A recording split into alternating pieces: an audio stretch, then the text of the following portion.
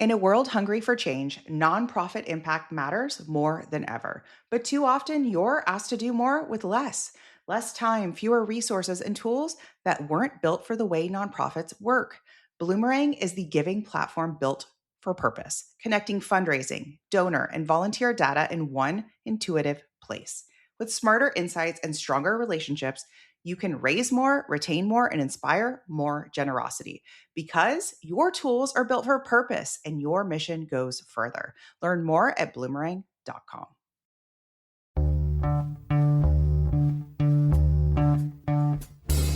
Welcome to the Purpose and Profit Club podcast for nonprofit leaders, mission-driven creatives, and social entrepreneurs. Get ready to stop dreaming and start doing. Here, ideas become action. We prioritize purpose and profit. You ready? Let's go. So there's this marketing concept. Some products are painkillers and some are vitamins. Maybe you've heard this distinction before. Painkillers solve immediate problems, and vitamins, well, they support long-term health. And nonprofits accidentally built their entire fundraising strategy around one extreme or the other. Either everything is a 5-alarm fire, 911, or everything is so vague that no one is really moved to take action. So today I want to talk about the difference, why you actually need both, when to use them, and the hidden danger of what I'm calling vague vitamin messaging.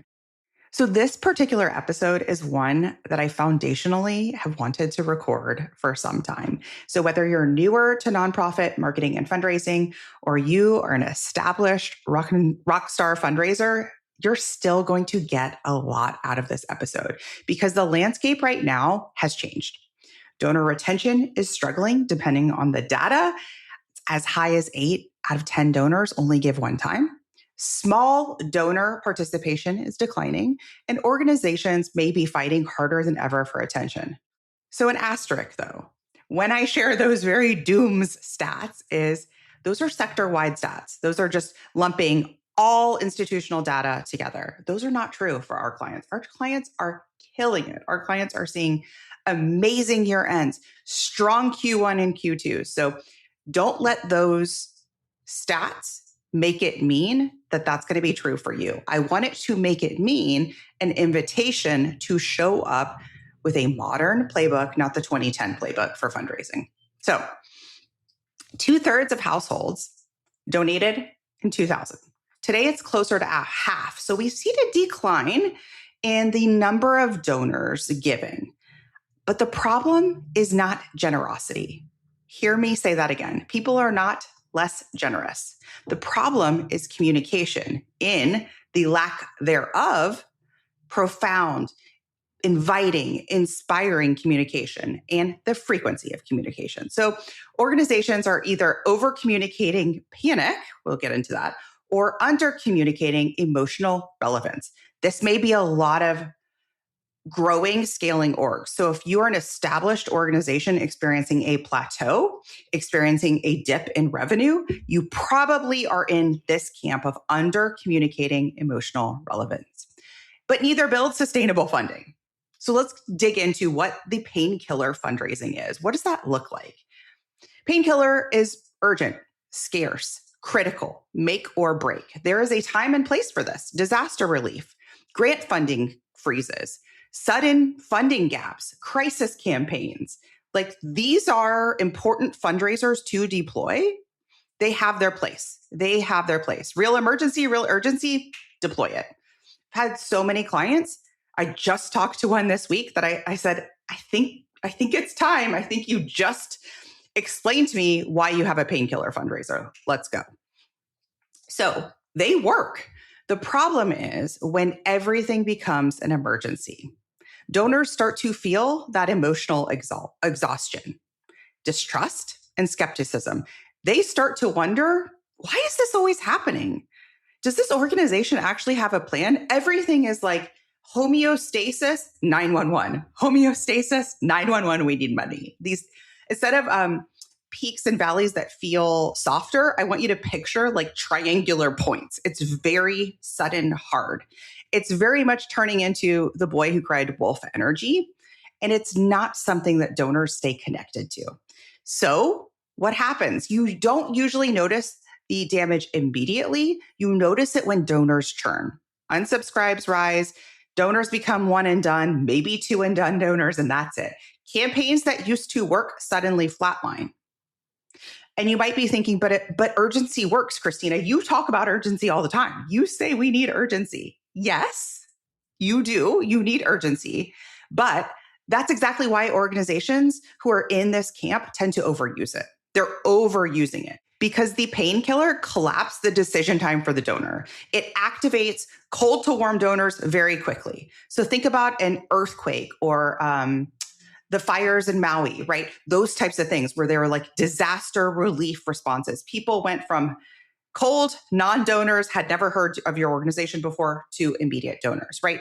Time and a place for that, urgency works. But the issue here is not urgency. When it's deployed too much, the issue is actually chronic panic, right? It's the chronic, like that same vibe in your messaging, that same frantic energy in your story, that same pow, pow, pow, pow, pow messaging and frequency in your content. That's the difference. When you come from the place of everything is always falling apart, oh my God, now what? Now your messaging doesn't actually say that, but your stories say that. How much you're raising for says that. The way in which you're raising for it, that fatigues your donors. Now, most nonprofits are not doing this intentionally. I know this. Y'all aren't doing this to be manipulative. You're not doing this because it's part of your big strategy. You're doing this because you're overwhelmed. You're doing this because you're underfunded, behind, operating reactively, waiting too long to ask. So when you wait too long to ask and you do not have a clear campaign plan for the next 6 to 12 months for fundraising, then you become chronically underfunded and every campaign becomes, this has to work, 911. Donors feel that pressure. And that is how you accidentally train donors to only give during an emergencies. So what is the antidote here? What do we do instead? When do we do it? Let's talk about vitamin fundraising. So vitamin is building something sustainable, not just surviving.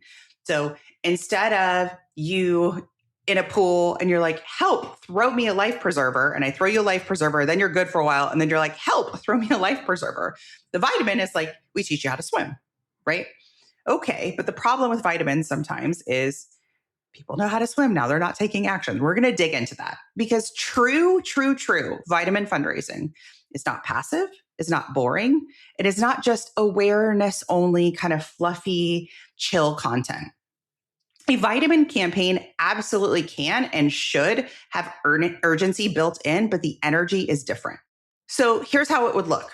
A painkiller campaign says, stop the collapse, hurry, help, immediate response needed. Vitamin says, build this future, donor match. It still has built-in momentum and urgency levers, but it's built in a way that actually feels trustworthy and sustainable for the donor. So it builds that trust, that donor identity, that emotional stickiness where the donor actually feels connected to your cause because they have long-term belief that their support of your organization is actually going to help the communities that you serve. It invites donors into possibility.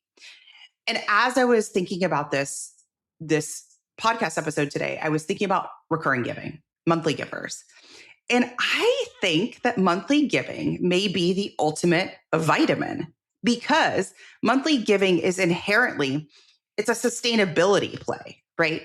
It's sort of this idea of, in my city, we have trash pickup and we have recycling pickup.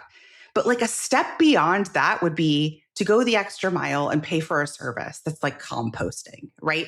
Because what is composting doing? It's like really much more environmentally friendly, sustainable, long-term support for your community, for your climate, for stuff to not end up even in recycling plants and dumpsters and all the things, right? So it's this idea of this like sustainable piece. It's prevention programs, scholarships, mentorship, infrastructure, leadership development. People who are part of your monthly giving program are inherently part of it because of the aspirational, your vision, where you are going. They're like, I'm in for the ride.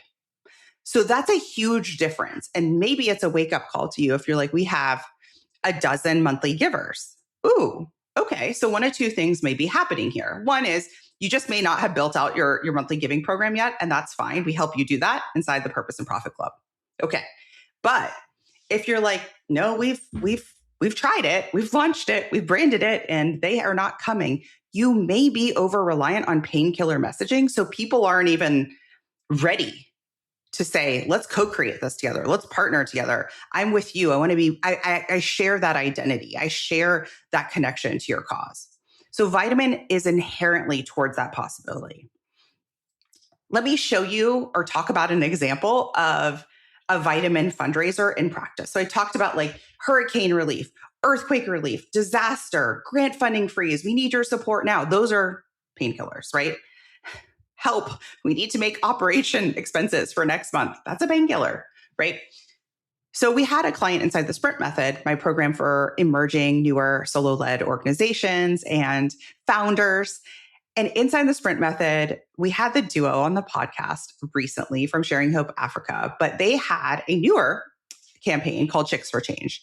And this campaign reached over 115% of its goal in less than 2 weeks, a very short timeline, completely online from their laptop. And they were able to structure this entire campaign around the story. And the story was around funding a chicken coop that would generate ongoing income through egg sales for the preschool in Africa.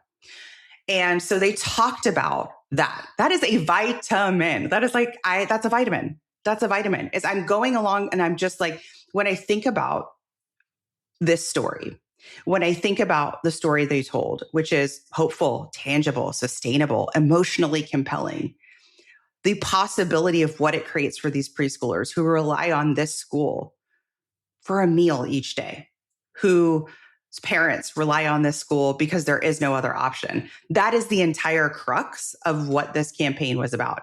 Not, we're going to shutter, we're going to close doors unless we raise this money right now. Painkiller. With me? Vitamin. And people really showed up for this campaign. They still had lots of urgency baked in, but we were along for the ride. It was very, very aspirational of what they were creating, what was the outcome, the result of this campaign. Donors weren't reacting to panic. They were investing in momentum. And that momentum was so visual. Like once you saw the first $1,000, $2,000, $5,000, $10,000 come in, it just got faster and faster and faster. People want to fund momentum. They want to build something long-term, lasting. So monthly giving says, we're building sustainable care together, not we're surviving. We're surviving another week. So monthly giving creates that consistency, stability, predictability, donor belonging, long-term connection.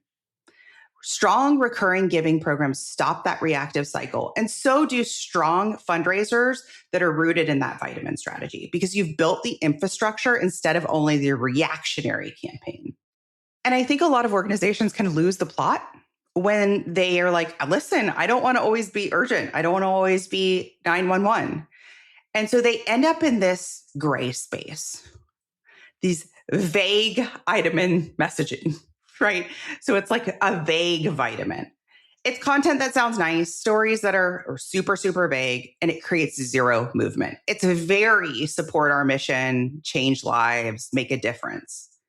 Without specifics, emotional tension, urgency, vision, outcomes, identity, stakes. That's why your vitamin doesn't work. And that's why you've been overly reliant on the painkiller. You with me? So without those things, people will scroll past, delete, not open, unsubscribe. Nobody remembers it. Nobody acts on it. Think about it of organizational wallpaper, right? It's just like in the background. And a lot of nonprofit content lives there.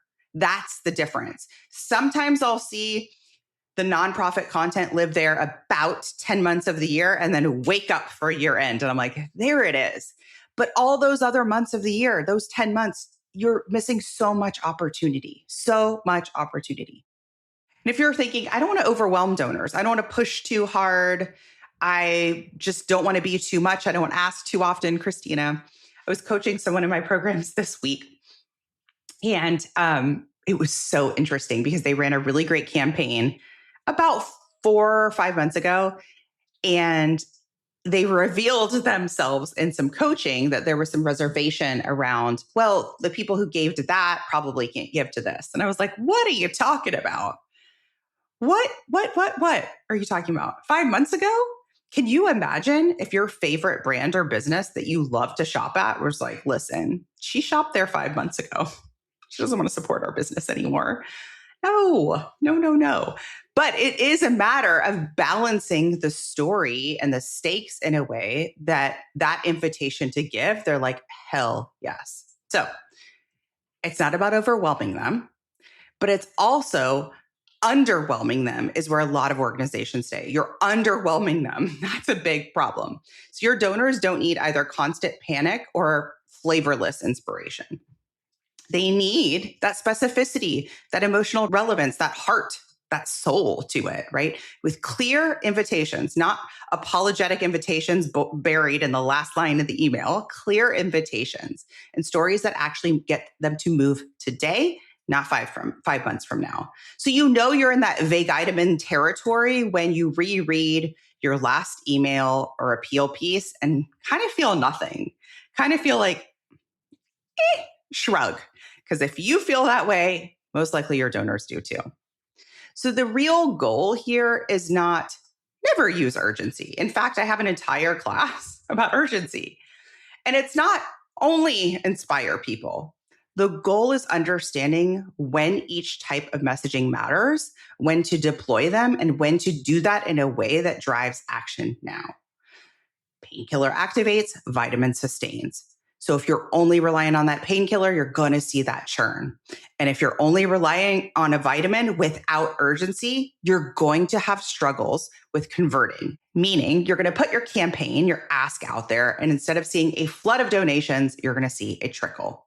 And that vague middle is complete disengagement, where people are like, another person said to me recently, that some internal stakeholders like board members, chairs, et cetera, didn't really realize that there was a fundraiser going on. It's like, that's interesting. That's an invitation to hit the gas on your messaging, your frequency, and the soul, right? The what's deep down in your story. Because if they don't know it, again, your donors are probably missing it too. So my guess is that was a frequency issue and a content issue, a story issue.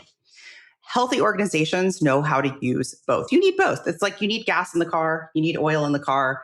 You can't operate with one or the other. We need to balance it. And that's how you're going to accelerate sometimes. You're going to push it more over here. And sometimes you're going to push it more over here. So I want you to ask yourself, does our organization communicate only when we need money? Only when it's 911, only when we are feeling scarce, stressed out, freaked out, when I've heard it from top-down leadership, now. Have we trained our donors to panic? Are we nurturing our donors between campaigns? This is huge. I've been on the receiving end of so many emails, so many campaigns where I'm like, they are stuck in painkiller energy, and on top of it, they're not nurturing donors in between. So their churn rate is super high. Are our messages emotionally specific? Are we inviting donors into a future or just white-knuckled about the now? Are we building momentum or just noise? Would our donors describe us as stable, strategic, visionary, or scrambling, stressed? Sustainable fundraising cannot only be built on survival messaging. Donors do not stay because you panicked louder. Think about like the crying toddler. The first time the toddler pitches a fit and cries and you realize that they're not hurt, it's just a toddler meltdown. The first time, second time, you're like, you okay? What's going on? The like 50th time, you turn it out, right? Turn it out. They're not getting your attention because they cry louder, right? I know toddlers will try this. They're like, and I'm going to drop my food. And I'm going to leave a mess over here. They're like, will this get your attention? Will this get your attention? Right? You don't want to become that for your organization. Donors stay because they trust you. They believe in where you're going. And again, they want to be part of that. Like as a donor myself, I want to be part of the change that you're creating. That's why we donate. They feel emotionally connected to building it with you. They want to fund the momentum. They want to see you win. This is like one of my favorite things to remind you. We want to see you win. You know that, right? We want to see you win. So not for just emergencies. We want to see you win at every fundraiser you have year round. So if your organization is stuck in reactive fundraising, constantly rebuilding, constantly scrambling, trying to manufacture urgency, that's why I created the sprint method. Inside the sprint method, we teach emerging nonprofits, solo-led organizations how to build repeatable $10,000 and up campaigns. So we teach you that process of fundraising online.